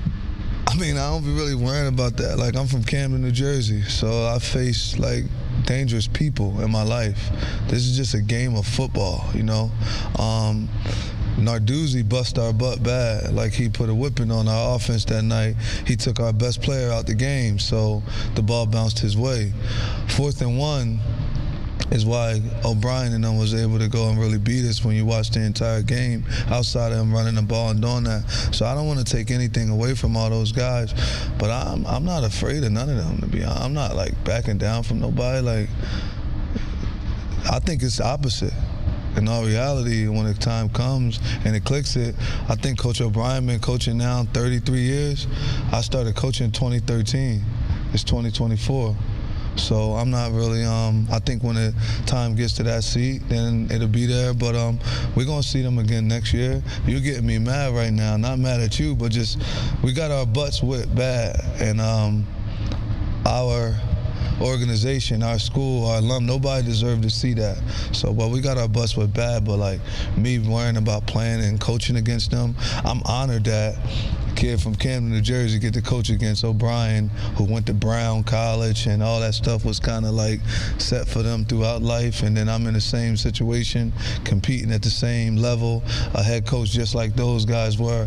I think me being a coach right now shows every young man in the country who grew up with a single parent mom, who's doing all those little things, that just keep pushing and fighting, and whatever it is you want to get out of life, you could get, because I took a situation and I'm in the same spot they all in right now. So I'm pretty cool about that, but don't ever ask me if I'm scared of anything except for my children passing away before me. You know, I'm never scared. Coach, what preparation do you do specifically from Saturday when the game ends until right now when you come in on Monday, so that when you come in, every press conference begin, these are the numbers you need to look out for, this is who you need to watch out for? What are you doing in those hours? I start watching the game after our game. I'll watch our game over, and then I'll watch it again, and then I start watching the next opponent, like that night, as my wife and everybody go to sleep. And honestly, I got like a ritual. Like, when we lose, I ain't even getting a shower till early this morning. I just be mad. I just brush my teeth. But it's like, I don't deserve soap. I don't deserve to do all that. I'm just focused on, like, trying to get back and trying to make sure that our players mentally understand and know that I let them down, that they didn't do it. So just being able to talk to them, and then just I'm just focused on first quarter. Like today, Monday, it's the first quarter. Had to flush the win, getting ready to move on, get an opportunity to go against Cal. Me and Marshawn Lynch went to Cal, so like I'm thinking like, damn, we get to go against, you know, that school, Deshaun Jackson, different people of that nature. Quarterback, I think Rodgers went there also. So like guys that I've watched when I was as me playing football and growing up and through college and all like that. So it's an honor to be able to go against them. So I just kind of go focus on the next team as much as I can, but you know, I just wake up all night. Especially when you lose, you like wake up like, dang, it really happened. You know, it really happened that way. So it's just different pieces. And then I just move on. Like I'm on with the week. Then I know when Thursday come and I got a meeting at 11:30 with Matt Park and all, and it's like, okay, now it's more to the game and just moving that way. But there's a process that I follow every week. Win, lose, or draw. Only thing is like my wife, I can't sleep in the bed if we lose because I ain't gonna get in the shower for that day. I'm just mad and I just sit there. I just brush my teeth. That's what I have to do so y'all won't say my breath stink. But I'm just kind of locked in at certain things, certain ways. I think you gotta earn the right to do certain things. So, you know, winners get washed. You know what I'm saying? I'm a loser. I just kind of waited a little bit. Thanks, Coach. Appreciate it. We're on in a minute for Tuesday. All right, that was Fran Brown. Took a little turn at the end that we were not expecting, Paulie. Yeah. Winners get washed. Doesn't deserve soap after losses. I was not expecting that. Neither was I. All right.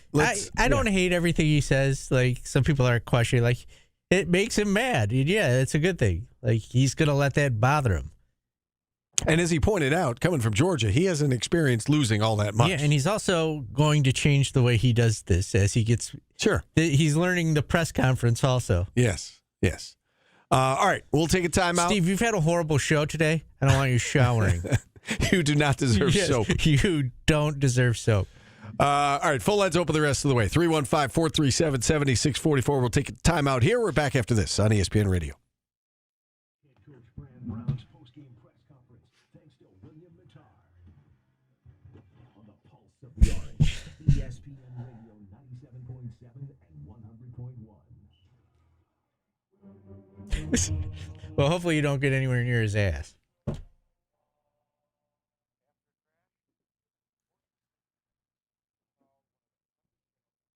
I like that.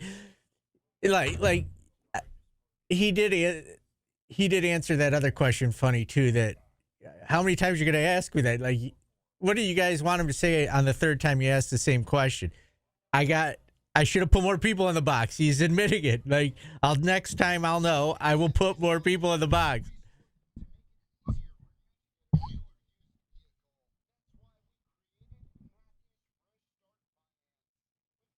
I think we need to make that a thing now, like a tradition.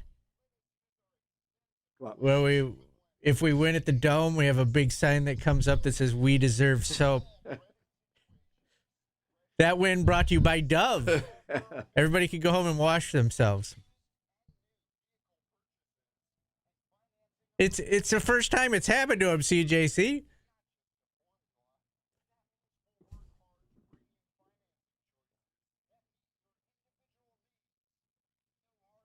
Soap is for winners.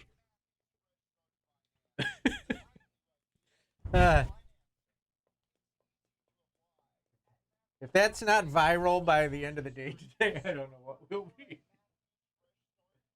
We didn't deserve soap.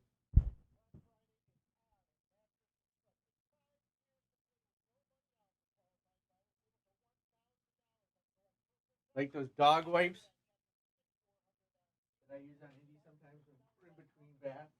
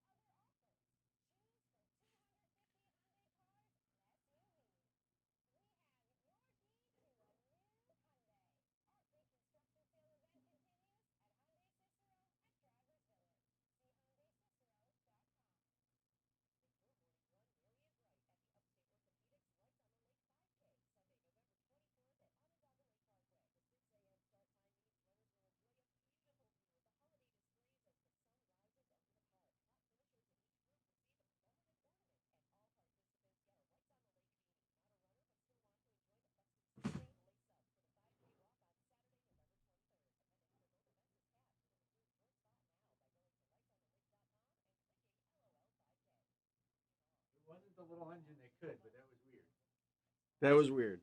That was weird. If I said that, you would never let me hear the end of it. You want me to pick on Coach Brown? Do you want me to text him? I don't have his number, but I could text him. No, but that was weird. You don't deserve soap after that press conference.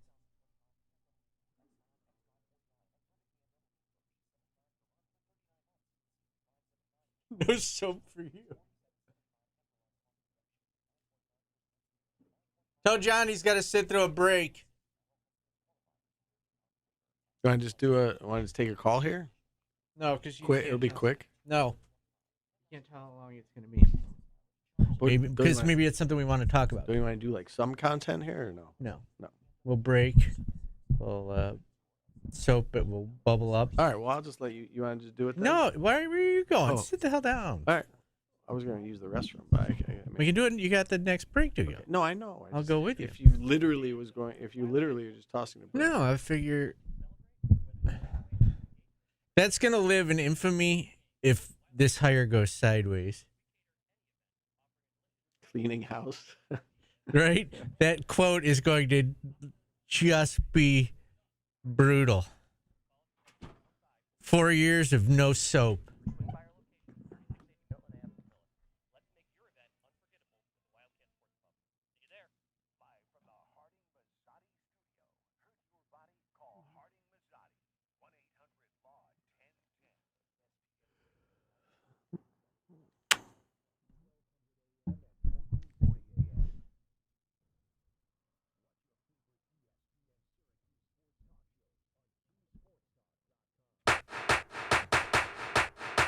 Welcome back to Orange Nation. John Fogerty, also a veteran on Veterans Day. Didn't Coach Dino Babers would eat like shrimp and noodles or something after a win? When we learned that, we just learned that Coach Brown does not shower after losses. He does not deserve soap, Steve. It was funny how he put it like that. Yeah. Like, I get the winners get Dove. I get the fact that he's just getting back to work, but I do not deserve soap. I was not expecting that line. All right, we got to take a quick time out. We'll come back and we'll hear from John in Bridgeport next. We'll take your calls too if you want to get on ESPN Radio Syracuse. You can roll McHughSportsTalk.com.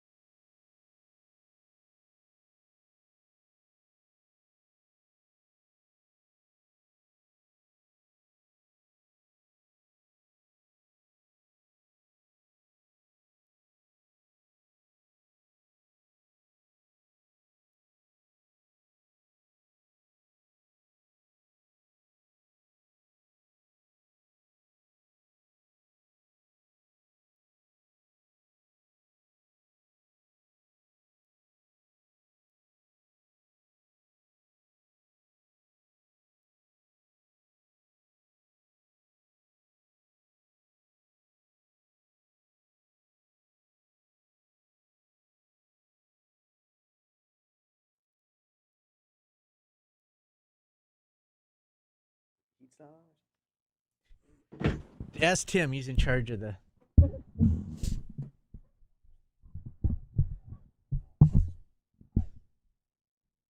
Tim and I were bopping around the dial listening to college football on the way back from BC. Say that again? Nothing. Doesn't matter. What'd you say? I said Tim and I were listening to a lot of college football on the way back from Boston. Oh, gotcha. Bopping around the dial.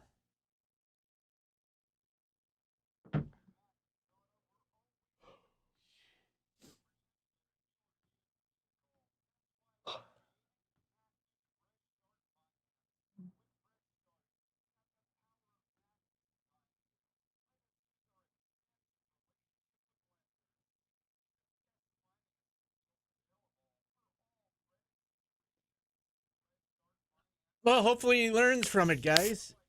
If he didn't, then he won't be coach here very long. And his soap will be very, very unused. He'll have a full bar that lasts multiple years.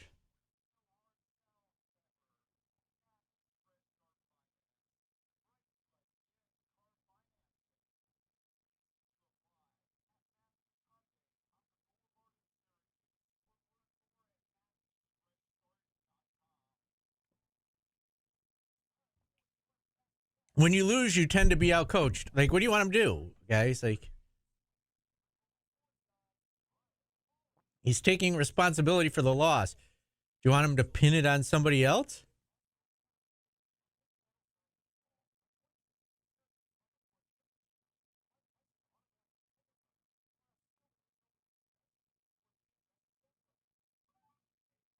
There's going to be, I'm saying this since, and I allowed myself to get off it. There's going to be growing pains when you're building a program, especially with a first-year head coach.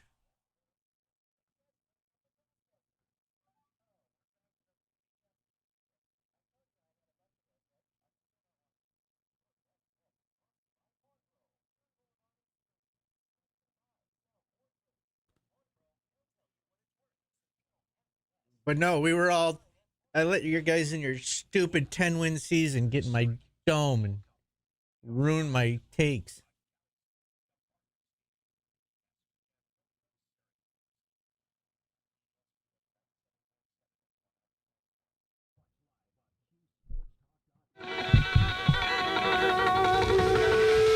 Jimi Hendrix, also a veteran. Steve, do you know that? I do now. Foxy Lady. All right, we're going to make this segment Today's Business brought to you by Grossman St. Amour CPAs. Today's Business. Thank you. I just had to do brought that to you 'cause you would do by that to me. Grossman St. Amour CPAs. GSACPAs.com on the web. I thought we were getting brisket there for a second. I misspoke, Paulie. It's okay. It happens to the best of us. Let's go to the. But sometimes you need to point the it out, phone right? lines. Thank Steve? you. Yes, thank you for correcting me. John at Bridgeport, as promised. John, thanks for waiting. How are you? Hi, man. How are you? All right. How are you? Well, I was originally going to call in about the game, but my wheels started turning after I heard the soap. So here's my top 5 for the Orange. Only going as far back as Pasqualoni. Pasqualoni, in my mind, his quote was the rocket ship. Yeah. Rocket ship. Rocket ship You got science. to go Yes. with Jimmy Boeheim defending Mac, saying he's overrated, losing 10 games. I got to go with Malone saying this was his dream job, and he was gone 2 years later. And that soap, I mean, that ranks right up there. That is pretty good. That's got potential to go viral. I said that as soon as we went to break. Now, I hope that the football coach ain't talking to the basketball coach, because if everyone's going to be stinky up there, that's going to be a tough place to So go and watch. that was number 2. As far as stink, or as far as coaches saying things, you only did 4. There should be one more. I was leaving 5 up to you. I would say the little engine that could is the number 1 of all I try to time. get Robertson right on my mind. I try hard not to forget all that West Virginia stuff and the little book. I just try to forget that piece of my Orange fandom. Yeah, I would put that number 1. Yeah, you're probably right. A little engine that could. There's a lot of those catchphrases. G-Rob always used to say, flashes. We see flashes. There's the bacon, the cake with Dino. There's a lot of them, but rocket ship science. Rocket ship science. Yep. God love you from Mac. Yeah. From a player, the DeLon Carter when he had the 4 touchdowns against Wyoming, and somebody asked him about his game, and all he said was, "I was hungry, so I ate." I remember that one. Let him eat. Yeah, I was not expecting the comment about soap. That was a little unorthodox, but yeah, certainly memorable. Today's business would have been fun. We got the coach at Florida being accused of going a little Brett Favre, sending some unsolicited pics there, and yeah, he took it further. Being really weird. Yeah, when sending your D is the least of the weird things you do when you're out like stalking people. It's all accusations, but to be accused of showing up and taking pictures of people and then sending them pictures of themselves at like getting coffee and stuff. Yeah, that's weird. The whole it's disgusting. I mean, the whole thing is disgusting and awful. And as you said, it's just accusations, but. Yeah, it's not good. It's not good. And then also Auburn had to have their flight to Houston. Is that where they were going? They were going to Houston. Yeah. Turned around because apparently there was a rough housing that turned into a fight. Yeah, a fight between 3 players. They turned around. They went back. Then they flew to Houston. They won the game. And then did you see the celebration afterwards? They all like ran around the court with their arms outstretched like airplanes. Yeah, teams are going to fight. Like, players fight each other all the time. It's not new to basketball, but on the plane that's a new that's a new level of. Yeah, that was weird. I didn't think there was a shot in hell. If someone told me that happened and I had a bet on the game, I would have taken Houston in a second. Yeah, I mean, Houston wasn't necessarily a home game, but home-ish for Houston. I mean, But sometimes things like that bring you together. Sure. Bring you together, yeah. Yeah. Make sure good chemistry building. Maybe we need Eddie Lampkin just to kick the crap out of Chance Westry. You know who used to say that, in all seriousness, is Rick Beardsley used to say that all the time about that the closest teams he was on were the ones that kind of got in fights with each other during practice, and that he would say that it would bring the team closer together. Yeah, I've heard it also where one of my favorite teams of all time said, "Hey, it took us getting in a brawl with the opposing team to bring us all together. We all decided hey, we're all fighting for the same thing." Yeah. So I mean, that's why sometimes when a coach gets ejected, whether it's in baseball, a manager getting ejected, or a coach, getting a couple of tees and getting tossed down in basketball, sometimes that can provide a spark for a team. Right. It brings you together. So just not a plane. I'm already terrified of flying. If a fight broke out in that little tube, I'd lose my mind. Those are giant men. I guess the part of that story I didn't totally get is they said they were 45 minutes into the flight. I can't imagine the flight from Auburn. I mean, I'm sure it was more than 45 minutes they had to go, but going back, why was that the solution? It was someone's father flying the plane, and he said, "I'm turning this plane around." I'm turning this plane around. I don't know. That part of it seemed odd to me that they went back instead of just figuring it out in the air. And I don't think you figure a fight out in the air. But I mean, you either land right where you're at. But it wasn't right. They went back 45 minutes. I know. So he turned the plane around. He went dead on him. We're not going to this game. We can either go back 45 minutes and have to fly again, or go ahead 90 minutes. Just sit down and shut up. Someone brings out. It could be an FAA regulation. It could be. That's a good point. Because you hear stories about people getting zip tied in airplanes when they start misbehaving.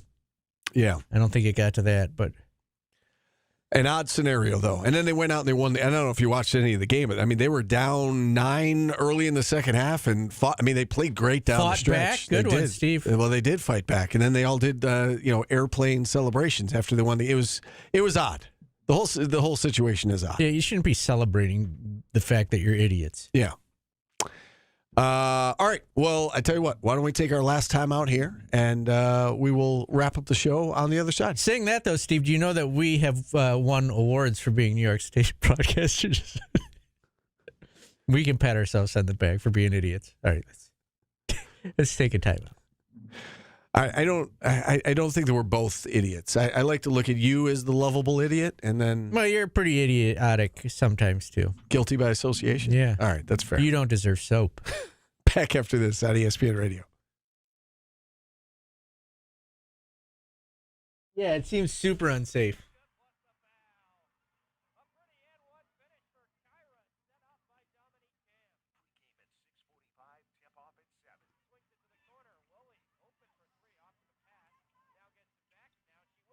Tim Leonard's on every promo because he's calling all the games on the radio. That was tough for women's basketball last night. Don't send deep pics. Thank you. It's my word of advice. Words to live by. The more you know.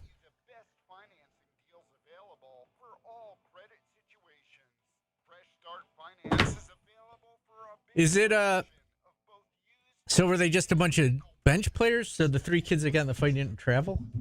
Is that correct? I think one of the players did play a little bit because there was video circulating on social media of his body language, like as he was playing number 3. But I don't know the team well enough to know if he. I think the speculation was that he was involved in the fight, but he's not like a key player, but he was a role player.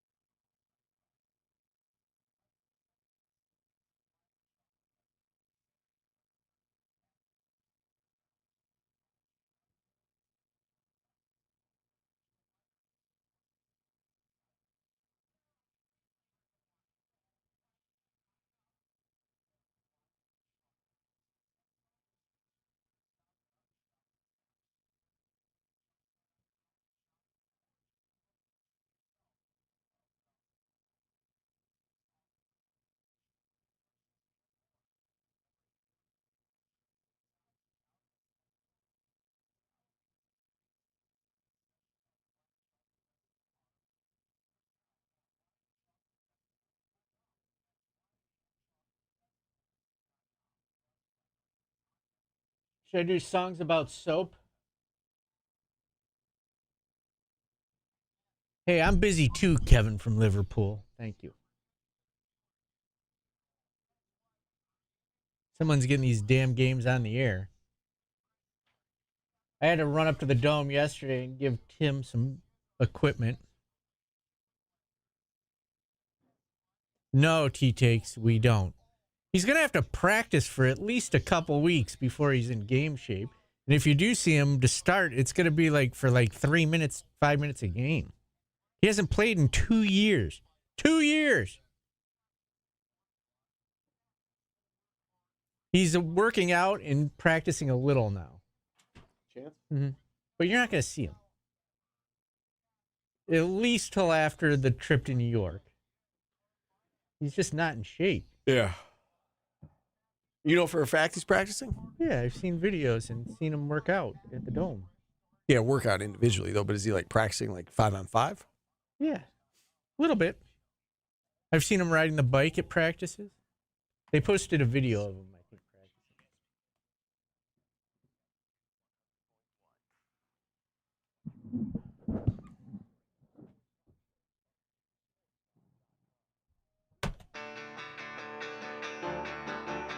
Welcome back to Orange Nation. I saved the most famous guy for last, Steve. Elvis Presley was a veteran. Happy Veterans Day. Thank you guys for that served.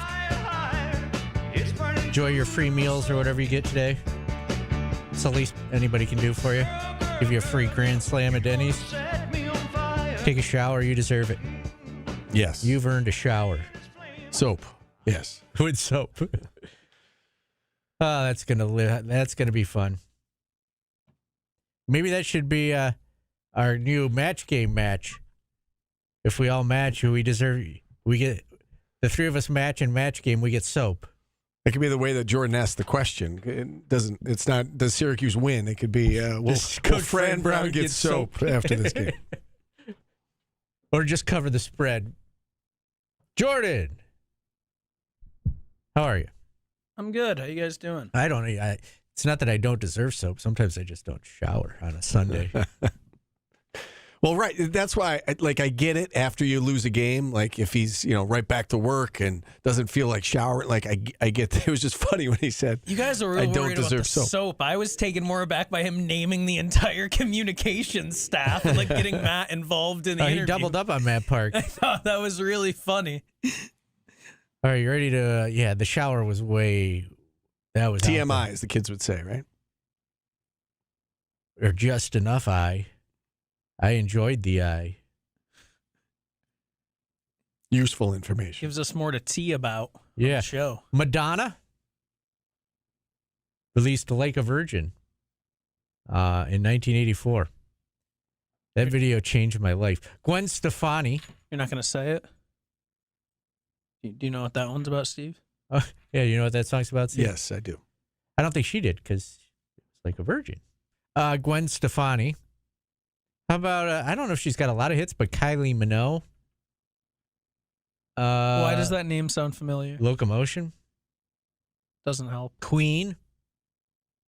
Jimi Hendrix, The Monkees, Neil Young. There's a lot of good ones. Wow. So Neil rattled Young, off. Neil Young, options. Neil Young, The Monkees, Queen, Kylie Minogue, Gwen Stefani, Madonna. I'm going Gwen Stefani. Are you not a holler back girl?